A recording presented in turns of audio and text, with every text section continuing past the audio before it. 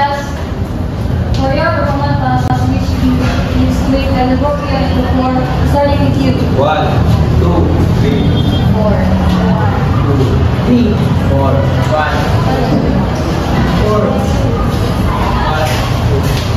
4,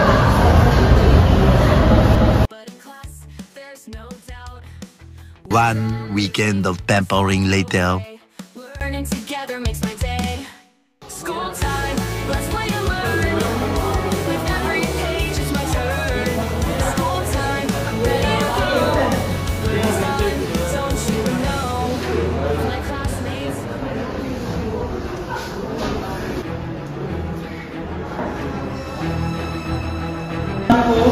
Patay na tayo!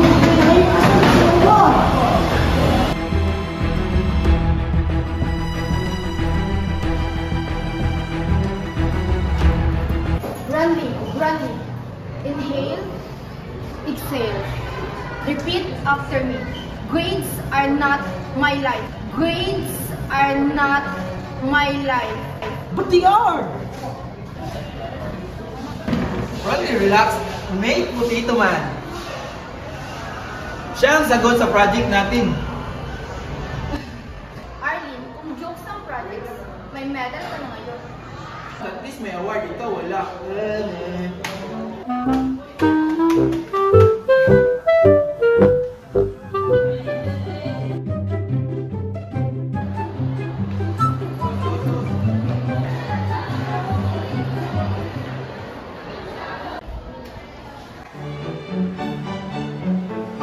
Sorry, traffic, pero may dala akong prize at milk tea with pearls. Hindi milky ang ipapasa natin. Unless, ang thesis topic is the scientific importance of extra pearl. Pwede yung price and milk tea, a balanced diet. Uy, at least ako may dalang sustansya. Kayo, stress at eye bags lang. We're doomed! We are officially doomed! Don't worry, kung bumagsak tayo, group effort ninyo.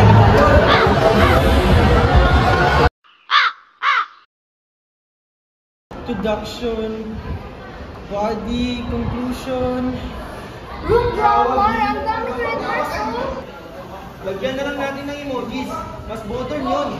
AI na lang gagamitin natin. Sa one click, tapos na. Pwede yun, cheating yun. Eh de, artificial imagination na lang.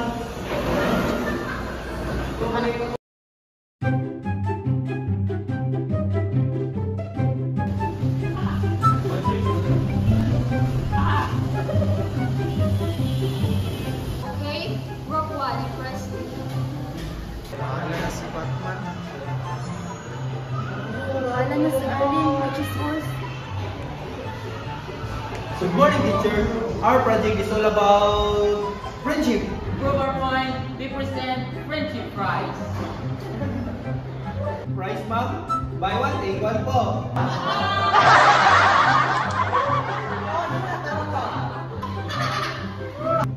Fine, enlighten me. Paano konektado ang project sa price? Rice came from potatoes. Potatoes came from soil. Soil means life, therefore education. Yes, fries symbolize teamwork. One potato, many fries, just like one group, many members. In like price, minsan overcook, minsan sunog, pero kahit papaano, nakakain. Congratulations, you just compared yourself from worn out potatoes. At least ma'am, may lasa pa rin.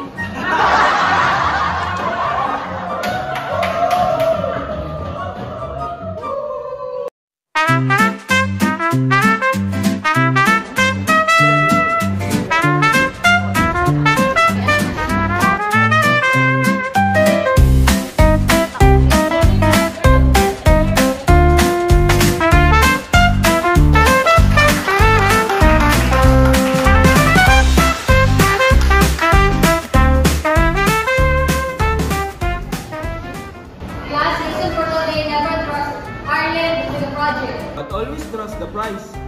And the milk tea. I need a new group.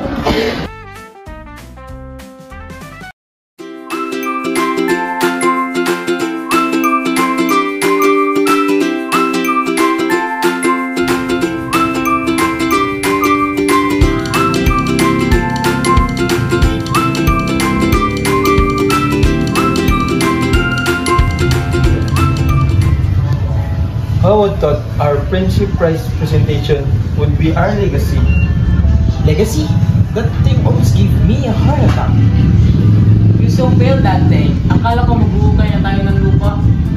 And yet, we survived bravely. Survived, thrive, then look at us now. We've changed. Like what Heraclitus said, no one ever steps in the same river twice. Nagsisimula ka na naman, Professor.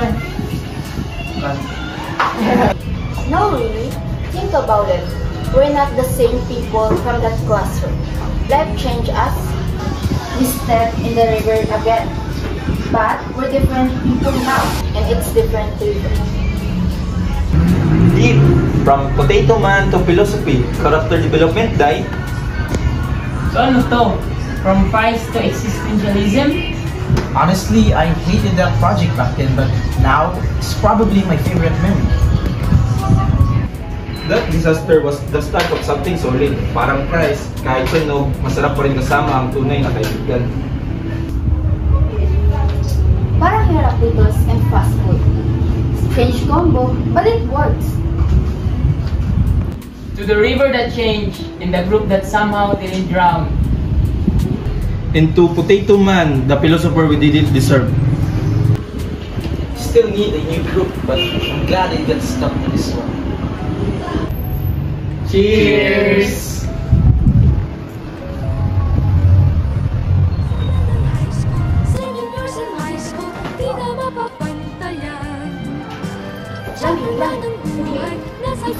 Repeat after me. Grades are not my life. Pati all! Relax, hey, dito man. Siya ang sagot sa project natin. Siya po.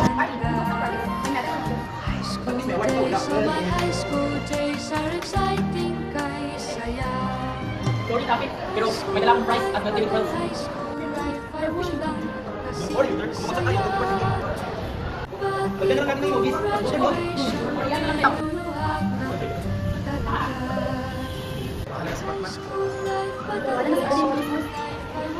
Good morning, teachers. Our project is all about friendship. PowerPoint, represent friendship prize.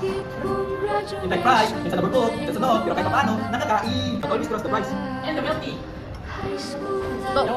Okay na. 3, 2, 1, go. I need a new group.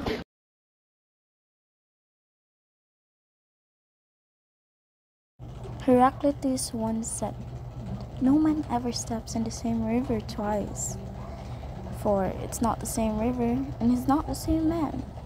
And this idea perfectly reflects the high school friendship. Just like a river that keeps flowing, people change as time passes. Friends grow, learn, and sometimes take different paths. The laughter, shared struggles, and memories may not last forever in the same way, but each moment leaves a mark that shapes who we become. Heraclitus reminds us to cherish our friendship while they're here, to accept change with gratitude, and to understand that even as things shift, the bond and lessons from those friendships will stay with us.